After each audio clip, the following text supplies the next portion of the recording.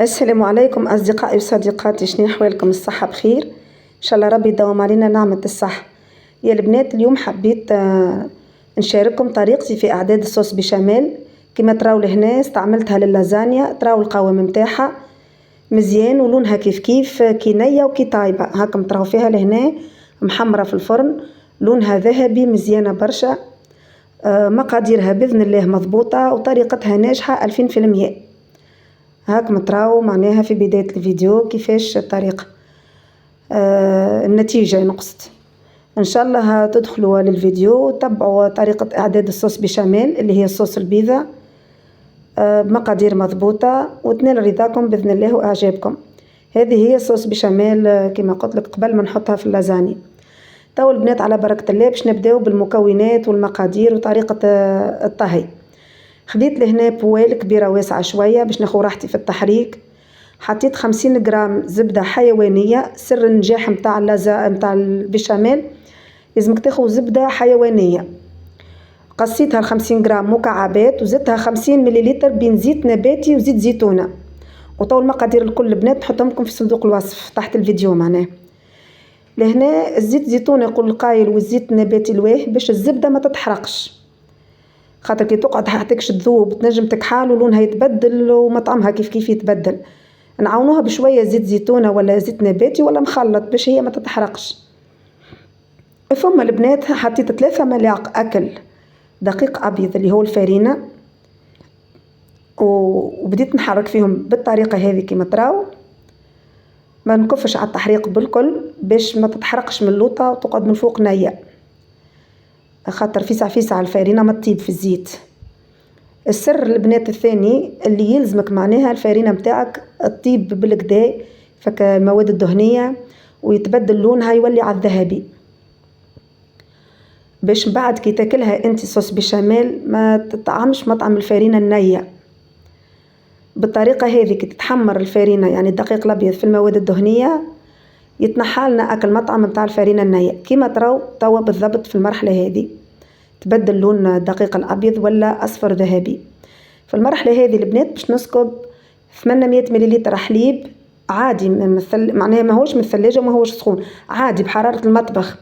لكن النصيحة اللي ننصحها لك زادة لهنا 800 مليلتر متاع الحليب ما تصبهمش مباشرة دفعة واحدة، اقسمهم على الأقل على مرتين كما أنا عملت، قسمتهم على مرتين.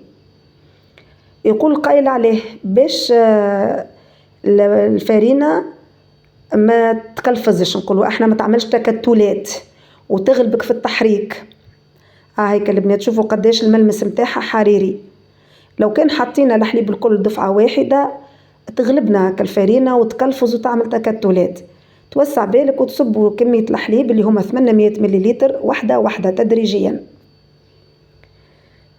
وين توصلها هيك هنا لدرجة الغليان وبدات تبقبق وتخرج فك الفقاقيع نزيد ل 400 مليلتر الحليب يعني الكمية الثانية، ونواصل التحريك بالطريقة هذه بالفوي واحدة لين تندمج معناها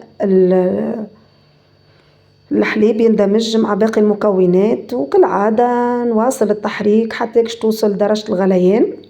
وقتها عنا إضافات أخرى اللي هي التوابل اللي باش نفوحوا بيهم الصوص بشاميل. كما تراو لهنا البنات وصلت للقوام اللي حاجتنا به، سلسة ما هيش عاقدة وما هيش جارية، معناها مقاديرها مضبوطة. تو باش نتعداو للمكونات اللي باش نفوحوا بهم. عندنا لهنا ثوم بودر وبصل بودر وفلفل أسود، وباش نضيفوا لهم مكون والملح بالطبيعة ما ننساوش الملح حسب الذوق، وباش نضيفوا لهم المكون هذاك اللي وريته لكم اللي هو انواع دو ميسكات. ما نكثروش منه البنات خاصة اللي مش مستانس بالمطعم نتاعو باش يتغير عليه المطعم نتاع البشاميل. ماذا هيك البنات كمية قليلة برشا، ريت مغرفة القهوة يمكن الربع نتاعها. هذيك هي نوا دو ميسكاد، وريتكم اللي انا راني ما رابيتهاش الكل، خديت منها معناها قدر متاع 2 حبات قمح الكبر هكاكا بالضبط، خاطر المطعم نتاعها قوي برشا. ونعاود ونكرر خاصة اللي مش مستانس بالمطعم نتاعها راهو باش يتبدل عليه برشا المطعم نتاع البشاميل. تنجم تستغنى عليها زادة نوا دو ميسكاد، اما هي تبنن برشا راهو تعطي نكهة مزيانة برشا. باهي البنات، بالنسبة اللي ما عندوش ثوم بودر أو بصل بودر، رغم إنه هما متوفرين في محلات بيع التوابل، تنجم تستبدلهم بحاجة بسيطة برشا. تاخد 3-4 سنون ثوم ونصيف راس بصل، تبشرهم بالمبشرة وتعصرهم وتاخد كان الماء متاعهم وتفوح بيه البيشاميل متاعك، تتحصل على نفس النتيجة. توا البنات المرحلة الموالية لهنا باش ناخذ تشكيلة أجبان. خذيت جريير أمونتال، ذاك الكاروات، جبن كاري، جبن تريانجل، وكريم فريش. وبالنسبة للأجبان تنجم تعمل التشكيلة اللي عندك في الدار.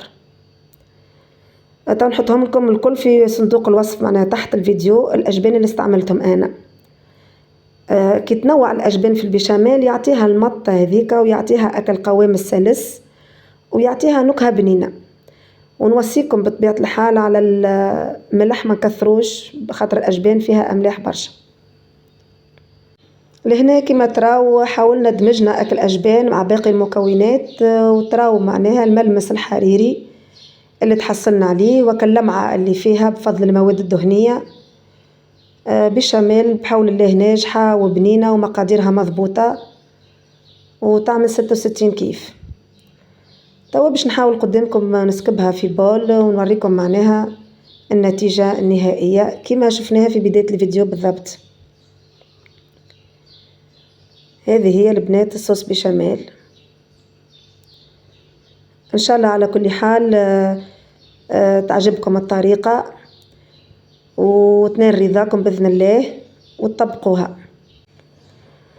وكما ريتوا البنات في بداية الفيديو أنا استعملتها في الصوص، في اللازانيا. أما نجموا نستعملوها في الطاجين المالح، نجموا نستعملوها في الباتي، نجموا نستعملوها في برشا معناها أغراض. حتى كي نعملوا كمية كبيرة نجموا نحتفظوا بها 3-4 أيام ما ياتيها شيء. ولهنا البنات كما شفنا في بداية الفيديو سكبناها على كاللازانيا ورينا النتيجة النهائية ناجحة 2000%. على كل حال نتمنى اللي يكتشف القناة لأول مرة يعمل طلع على المحتوى، وكان عجبك المحتوى ماذا بيا لو تعمل اشتراك وباش تدعمني وتخليني نواصل معناها في نشر الفيديوهات، وتعمل لايك ما فيها باس وبارتاج باش تعمل فايدة. كان انت يريد في فيديوهات فما فائدة.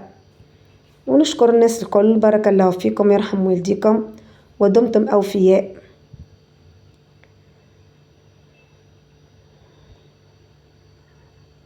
هذه طريقة مبسطة وناجحة للصوص بيشاميل، إن شاء الله تجربوها الناس الكل.